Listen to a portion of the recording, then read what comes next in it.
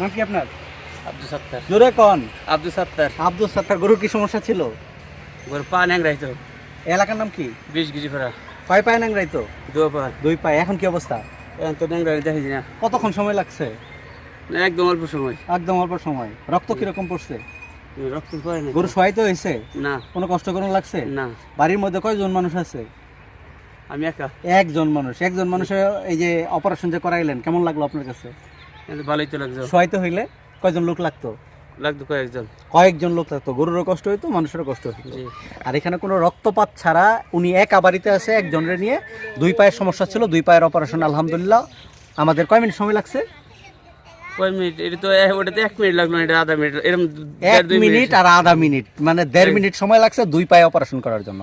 তো আপনারা যারা খামারি আছেন, আপনাদের গরুর যদি এই ধরনের সমস্যা থেকে থাকে তাহলে অবশ্যই একজন দক্ষ সার্জনকে দেখাবেন। কিছুক্ষণ একটা মহিষের আগে অপারেশন করলাম দুই পায়ে, এটা অনেক জটিল কাজ ছিল।